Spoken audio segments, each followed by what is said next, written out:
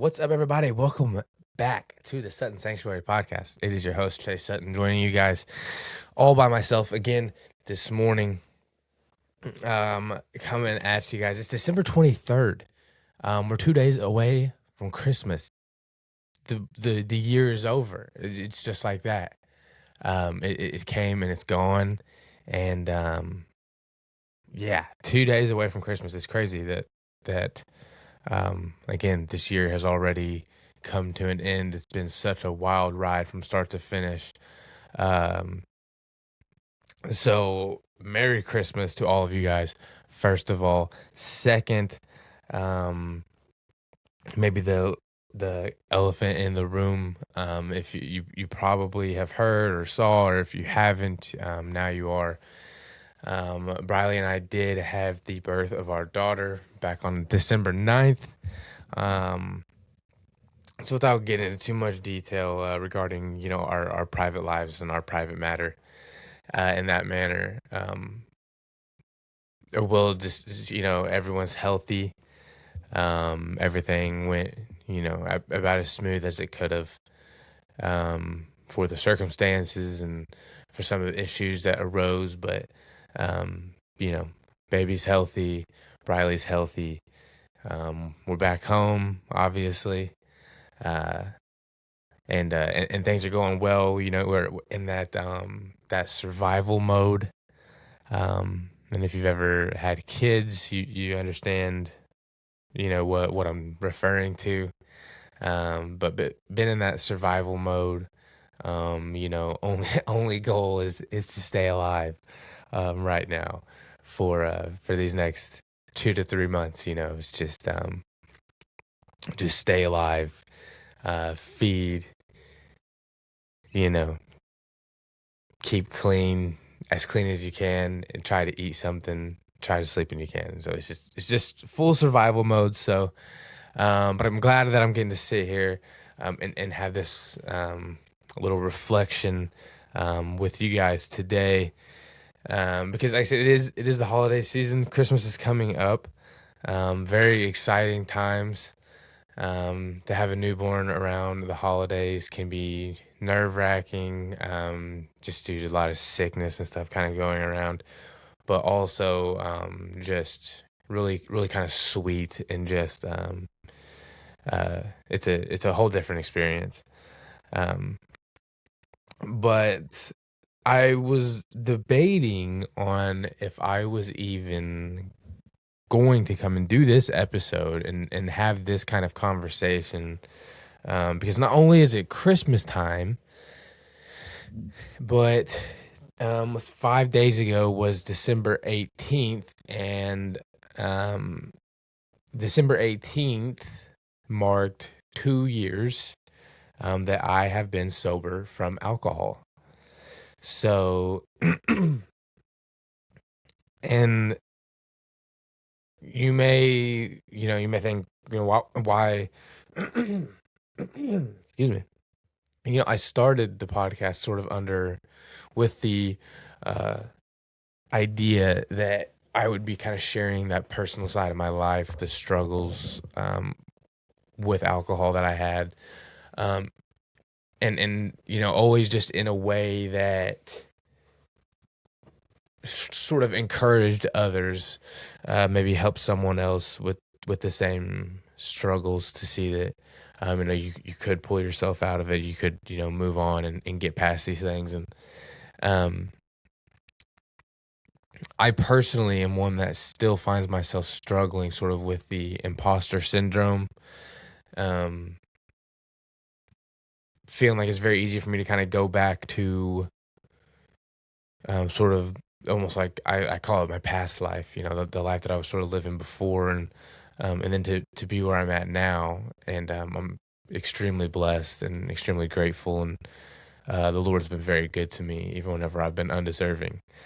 Um, and so to be here now, and to kind of live this life that I love so much now, part of me, I do have that imposter syndrome. I kind of struggle to feel like it's like, how long before this kind of falls apart, or how long is that how long before people start to figure out that maybe they start to see myself for kind of what I see about myself, if that makes sense. Um, so because of that matter, I've I've always tried to be transparent and open again about the reasoning for why of sharing that struggle. So the reason now why being 2 years sober from alcohol, and I think I did a reflection back at 1 year, and now at 2 years doing another, and um, it's a different mindset now being 2 years without it. It's not the same thing. It's not the same type of recovery. It's not the same battle of the addiction that it was 12 months ago. I would say for me, the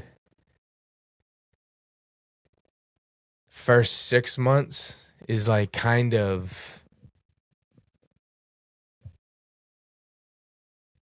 almost kind of the first couple of weeks are really tough. But once you get past those first couple of weeks, then you get in like that like 1 month to like 6 month range, where it's almost kind of easy because you kind of have this like revival of life where you're like, oh wow, I'm 30 days and now I'm haven't had anything to drink or haven't used anything, and I've got 30 days, and there's like a quick kind of a serotonin boost just from like that 30 days, and from like that 1 month to 6 months, you're kind of like you're a real go getter and all these things, and you're like I'm making this progress, and again, this is speaking from my personal experience, and then from that like 6 month to that 1 year range, that kind of fades out. It gets harder. That like 8 to 10 month range for me was like long. 8 month 9 month 10, a little bit tougher knowing you're coming up on that 1 year. You're having all sorts of different emotions of gratitude, of almost depression from like you're sort of mourning this version of yourself that no longer exists, that has died and that is now in the past. And so you're sort of mourning that version, not that you missed that version, but that version was you, and doesn't exist anymore. And there is like a weird psychological thing that comes with that, where you sort of start to again sort of mourn the almost death of the version of yourself that no longer is. So yeah, that 8 to 10 month, by that point it's not so much physical craving or anything. Again, it's more of a mental, you're in a mental battle, kind of an emotional battle at that time. And then for myself, after like about that one, like once I hit that 1 year mark, like I remember I had a birthday that came up 6 months. I was 6 months, and being 6 months sober from alcohol, I had a birthday, and we were actually on vacation in Florida whenever that vacation took place. I don't know, 25 maybe. 20 might have turned 25. I think 25. I think it was 2 years ago. And I laid in bed, and we were in Florida and in Destin, and I laid in bed all day. Didn't get out of bed. I got out of bed that night. Me and Briley went that night and got dinner, but I laid in bed all day depressed. Just because in the past it was again, kind of same thing with the holidays. The holidays being tough, not so much now, but whereas before, last Christmas a little bit tougher. These events that you're so used to celebrating in a way, whether it's getting drunk or using drugs or kind of partying, or you're used to celebrating these events in that sort of manner. And now you're having to learn to kind of celebrate these things without the added effects, which again, you know, for some people it may be hard to understand, but whenever it's like, these are just kind of things that you've done, for a really long time. It's kind of always how you celebrated. You went out, you've done X, Y, and Z, or going out here or doing this on like Christmas Eve, or like like the week of like Thanksgiving where we're from. It's like the drinking is huge around Thanksgiving, around the holidays, and that was just like how that's just how it was. And so again, kind of getting off topic there, but again, back to the birthday. So, dealing with these things within that like first 6 month to year long range of your sobriety, and learning how to deal with these type of events, and not celebrating, and not partaking in the same things that you have before. Again, for me, it was a little more difficult. Again, as that birthday, it was like everyone's so happy birthday, and for me, it's like, again, I'm like, you're sort of mourning this version of yourself that no longer exists, and you don't really know who you are, and you don't really know which way you're going, and you just like have this blind trust that like you're making the right decisions, and you're heading in the right places, and you're doing the right things, and you're saying the right things, and you're making the right choices. And even if it doesn't feel like it, and even if you don't even know if it's really amounting to anything, you just trust that like somewhere these little wins are stacking up, and um eventually they're going to pay off, right? And there's a lot of times where, and there's no one there to really like confirm you're heading in that right direction, and eventually you just start to see the world around you change, and you're either going to see that change for the positive, or the negative. And whenever you start to see that world around you change for the positive, and um, you then can kind of start to let your mind at ease to know that, hey, maybe I am doing what is right, or what I'm supposed to be doing, whatever that is. So that 6 to 12 month range, again, it's that tougher period. And then I would say for myself, after that year, kind of like the year to year and a half, was really the time of like the mourning was over. It was like a year of mourning this version, and now like the mourning was over, and um now it's like, okay, we're past that. We're past the death of what once was, and now we're sort of like rebirthed into this. You have this realization that like the whole world is at your fingertips, and that you really, as cheesy as it is, you really are capable of like anything that you really want to achieve. And that's a whole nother level of just confidence. And um so then that year month to year and a half month, I was finding what I wanted to do, right? That's where I started to make that change. It had been like a year. It was actually in April, so it had been a year, December. I don't know. It had been a year and 5 months, right there in that time frame that I'm talking about. Actually, it was like a year and 5 months. A year and 4 months is whenever I decided to switch up my training and go ultra marathon training, and I was going to attempt that first ultra. Um, so that again, that year to that year and a half, now that the morning is over, and now I'm figuring out, okay, well, what is it that I want to do? I'm formulating that game plan. That took me about 4 months. So it was about a year and 4 months. And by a year and 4 months, I had made the decision that, hey, I'm done with the bodybuilding style of training and worrying about being jacked. I'm now getting back into more my metabolic health and getting my cardio. I'm just becoming an actual getting, wanting to not just look good in the mirror, but feel good. I want my hormones, I want my blood work to look good naturally. I don't, um, this recapture of my health. And um, that's whenever I made that shift from the really weight training, the weights style of training, into the running, the long and endurance style of training. That's whenever I kind of found. I was about a year and 4 months into my sobriety from alcohol. Whenever I sort of found the endurance training, the endurance running, the ultra running. Um, so again, if you're in the early stages of kind of wanting to, even if you don't really have a problem, maybe you're just wanting to kind of set the bottle down for a little bit, or stop with the weed for a little bit, or whatever the case is, and just kind of clean the mind up. Maybe that's what you're looking for. Maybe you're just looking to clean the mind up. Maybe you're just looking to clean yourself up a little bit. Um, ground yourself back to reality here a little bit, maybe. You don't have to have an issue. But again, this wasn't an overnight thing that happened. It's patience. All of the great things in this life take time.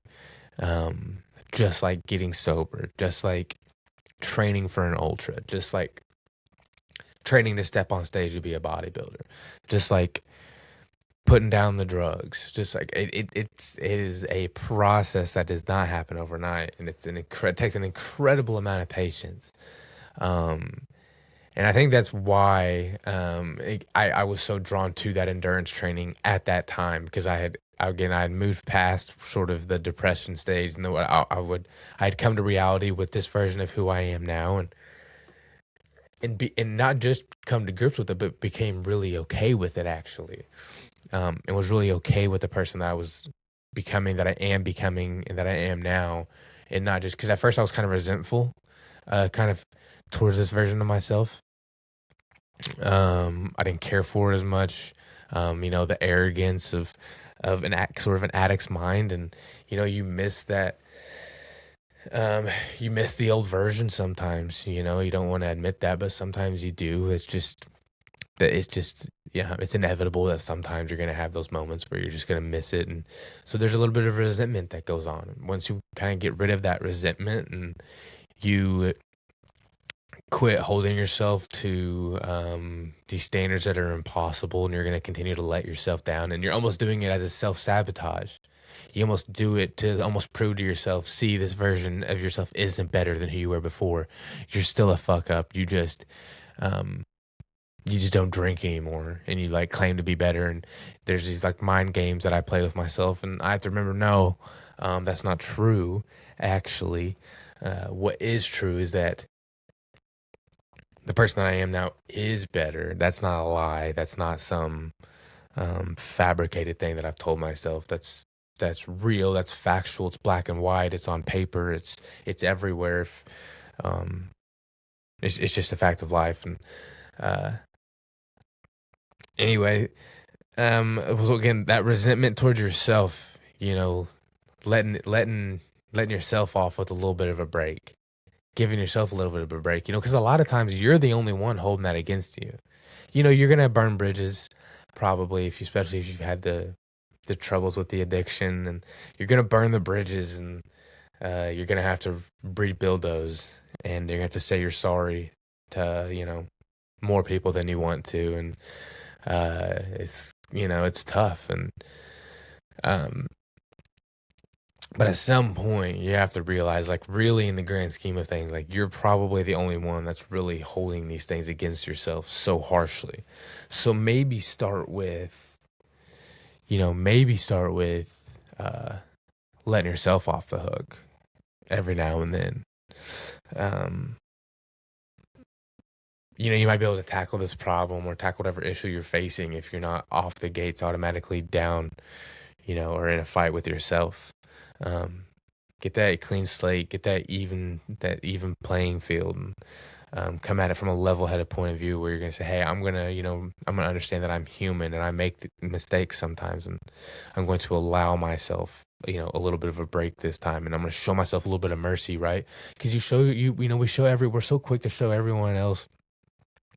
Um, at least if you have somewhat of a decent heart, most people are pretty quick to show sympathy to another person, or um, it might hurt you to see someone else hurting, or whatever the case might be. But then again, we turn around in the same breath, we're very harsh to ourselves, and we should be hard on ourselves and push ourselves, of course, but um, do it with like a little compassion, and understand that if you truly are trying and giving it your all and making an honest effort, and again, only God knows your heart, only He knows your intention. I can only speak just for myself, and I think God can see our hearts, He can see our intentions, and I think that is huge. That's what the ultimate goal sort of is, right? It's to have this intention. It's the not just the intention. You need to have the action. You need to put forth the effort. You can't just keep saying you're going to make these changes or do these things and never follow through. But it does start with, you have to have the pure intention of the heart and soul and mind to actually, because if you're not, everything you're doing is just built off of a falsehood from the very beginning. Um. So yeah, it was not something that was over just a course of a couple weeks or overnight. This is, we're a year and a half into this before I really started to figure out and to find these sorts of things that I really enjoyed and really liked to do, and really sort of changed my life for the better. You know, I mean, I was a year and a half into it before I really felt like, um, and kind of going back to earlier where I had mentioned I didn't know if I was going to make this video, and the reason for that is because at year one, you're still sort of in that recovery phase. I would say whenever you're 12 months. You know, they say once an addict, or, always an addict, or once an alcoholic, or always an alcoholic, and I do agree with that. I don't think there'll ever be a time where, no matter how many years, where I can regularly go back to drinking, the way that normal people consume alcohol. I don't think that will ever be an option for me. And I'm really, really okay with that. I'm actually really glad, because now it's like kind of like an allergy. It's like I can't, I'm allergic to that. I could die. I could get sick. Um, it could not only get me sick, it could get others around me sick. I mean, not in the sick of like cold, but in the sick of like ruining your life type of thing. Um, so yeah, I'm really glad actually that I found out alcohol's big. I'm very allergic. We could say that I'm very allergic to the booze. So I'm actually glad it took me way longer than it should have to figure that out. Um, but yeah, I'm really glad that I did figure that out. Uh, and at year, they say those things. I do agree. Again, like I said, I'll never go back to, and I'll never be capable to indulge in those things like normal people can. It's just not for me. I can't handle it. Um, and at a year, whenever I made my last reflection, sort of talking about all this stuff,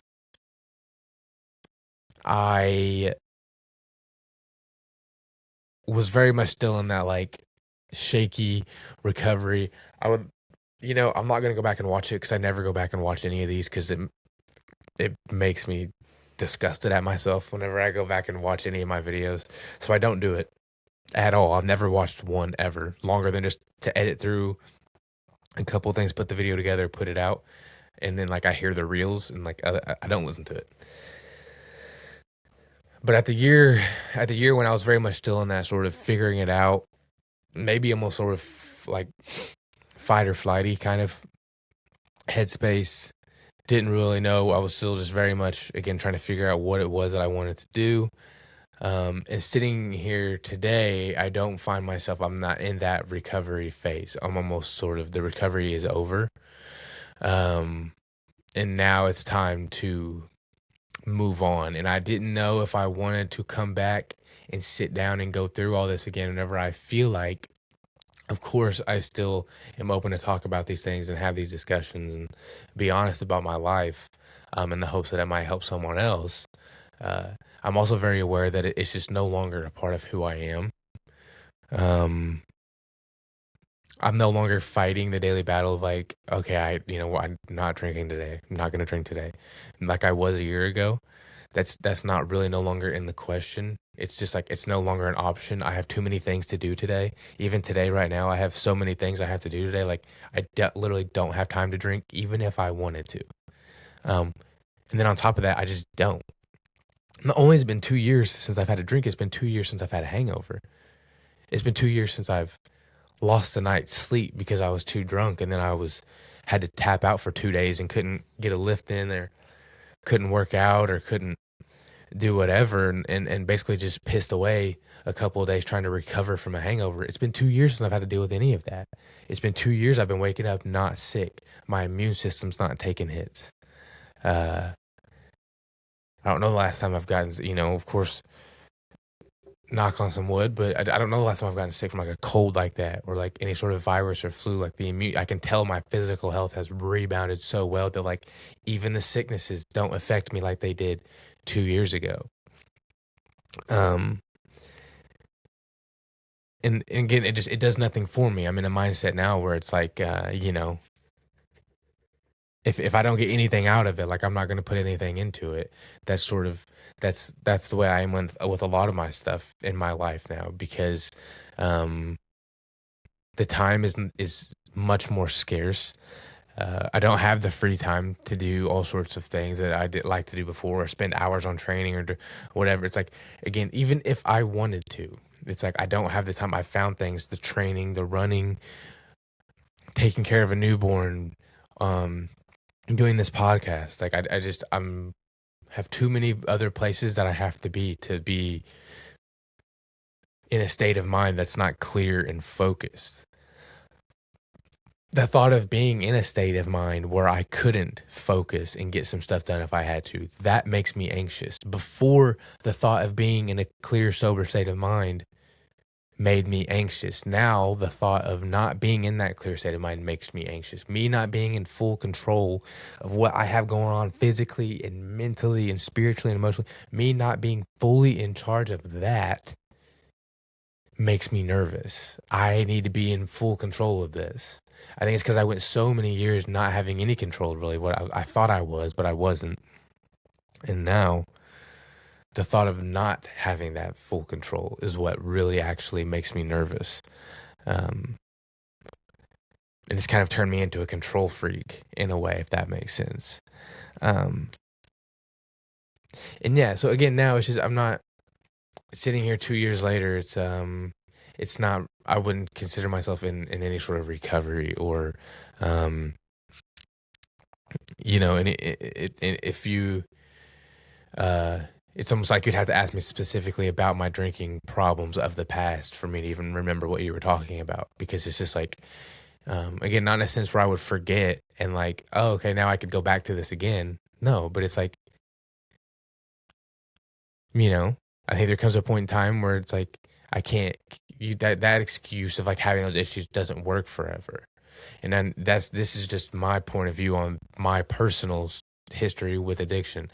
I know there's other people that have had much more serious routes with this and much more serious addictions, than sort of what I endured with alcohol. And never should you compare any sort of struggle you have to anyone else's, because the worst thing you went through is the worst thing you've went through, right? No matter what if that's you stubbed your toe or someone's lost a parent. Like, if that's the worst thing you've ever went through, it's the worst thing you've ever went through. It doesn't matter.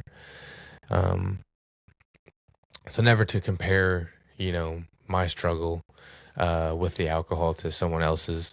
But I know that other people have struggled a lot harder in their rebound of back to normal life after using hard drugs. So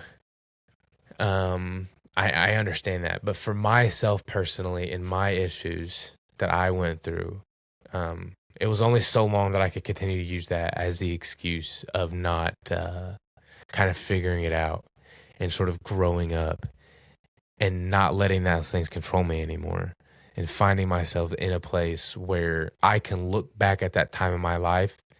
I'm not ashamed of that guy.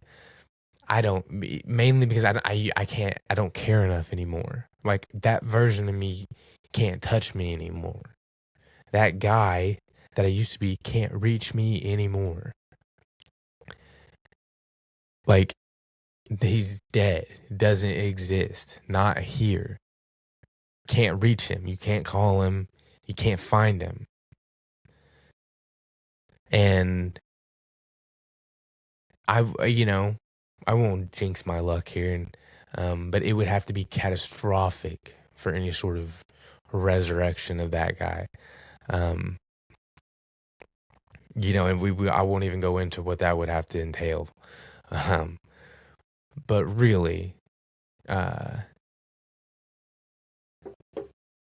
that's sort of the point where I think everyone's trying to get to, this idea, this place of, because you walk around on eggshells for so long, you're so worried about one trigger or one emotion or whatever it is, one event of life might happen that could cause you to spiral and relapse or whatever the case might be. And you go through, again, those first 10 to 12 months kind of like peeking around every corner, making sure there's not, something there to set you off and send you back spiraling all over again. And eventually you get to a point where you have to, where it no longer affects you in that sense. And again, 2 years later, that's sort of where I sit at now. If like I no longer walk around with that mindset. I don't walk around on eggshells. I don't worry about it. I don't avoid anywhere that has alcohol. It doesn't. I don't have to walk through. I don't have to go to the next aisle just to avoid walking past a section of liquor or whatever the case. You know what I mean? Like in a grocery store, like it doesn't cross my mind. It doesn't have that grasp anymore. Um, Again, not just from the power of myself, but through 2 years of rekindling relationship with the Lord, and a lot of prayer, and a lot of miles that I've ran just this year alone now. Finding hobbies that I truly am passionate about, and that I can actually excel at. Stepping outside that comfort zone and finding things that actually bring you much more power and freedom than sitting around with your lips pressed up against a bottle, or taking a hit off of a pipe, or whatever the case is, like snorting whatever the substance might be. Like you can find those same rushes in things that are actually good for your health. Like it's such a wild thing to think about, but like the best feelings in the world, I would argue. I'm not perfect. So I understand addiction. I get why it's addicting. Some of those things, it's the best feeling you're ever going to feel. You can also get those same feelings and find those same emotions and find those same just feelings with other things that are actually beneficial for you. I know that's really hard to wrap your mind around if you're sort of struggling in the addiction phase, but there are things out there that can bring you the same level of feeling. So that's why I felt 2 years later, again, I didn't know if I was going to make this video. And I felt that since I did start the pod sort of in a reason for sharing my story, and kind of letting you guys in on the private parts of my life, and how I've dealt with them, and the things I've done between the running and again, coming to God, and of really allowing that relationship with him to flourish. That's the whole, you know with him waking up. And I had this thought that, like, waking up and like praying every morning and starting my day with him, and automatically starting my day with God, and knowing that I can feel him right there with me every morning. It's kind of like, I would say, impossible for that addiction, that doubt, that depression to sort of creep back in, right? Like, you have to almost intentionally falter off your path and be seeking out the negative in a purposeful way. And by that point, you're just like almost a possession, or like, I don't know what your goal would be, or why you would be even wanting to regress in that manner. But like, just waking up and praying every morning, and again, starting in the presence of God, it's like, that's how you start every day. How could anything ever be against you if that's how you start your day? Every day you walk out into the world after that prayer, after that worship with your creator. Like, how could anything um creep in and knock you off that path? It doesn't. Again, you would have to almost, it would have to be like an intentional fall. I don't know. But with regards to me starting this podcast to share this stuff with you guys, again, having 2 years sobriety back on the 18th of December, I felt it would be a disservice to not come on here and again share sort of a little update where I'm at with that, and again, hopefully encourage others. If you've had any sort of been watching this journey at all, you can probably see a difference in the level of just confidence, the way I can probably sit here and talk about and articulate the things that I dealt with probably at the very beginning, a year and a half ago to a year ago, and to right now, and probably see a dramatic difference in that. And hopefully you guys can use that if you're also struggling with this. And I encourage you, the first of the year is coming up. Let's do a dry January. If you're reading this, if you hear this, and you're thinking about starting a little bit of a sober journey, and you're wanting to start that for yourself, if you want to get a hold of me, we can run a little dry January. start the year off 30 days without a clean mind, a clean slate. If that's something you'd be interested in, you could message me privately. We can go through a dry January, just, you know, ourselves, go through it, hold each other accountable. If that's something you might be interested in, feel free to message me. We can do it. We'll make it happen. We'll get through it. 30 days, start the year off on the right foot. Um, and again, 2 years, no booze, and um, sitting before you today, kind of delivering this reflection in a sense of, I had to really actually kind of think about what it meant to me. Like it didn't just come to me very naturally what it meant to be 2 years sober, because it's like it's hard for me to kind of have to dig back into this and to revisit it. Not like in a bad way, just like I'm having a hard time remembering a lot of stuff because it's just been off the radar for so long, because these other things that have entered my life, my baby girl, and just being a better husband, and the running, and um, the podcast, and these things have completely taken over. Again, I no longer have the time to sit around and to worry about these things that don't matter to me.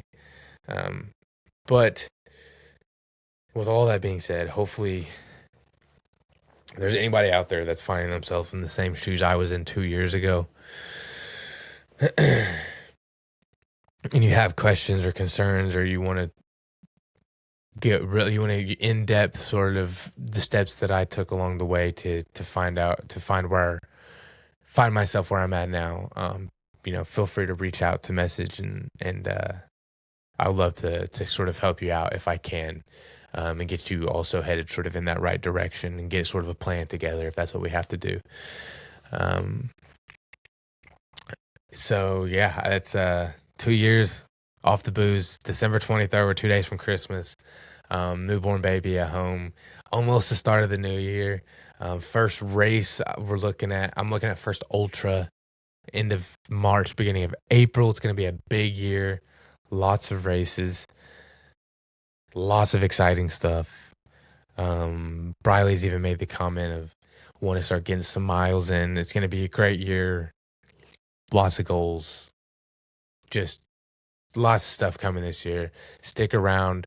Let's do it together. Let's make this year one of the most exciting ones yet. I'm looking forward to it. And I will see you guys next week. I believe Briley's going to be joining me for the next one. I'm looking forward to that. We're letting her get a little bit more rest and recovered.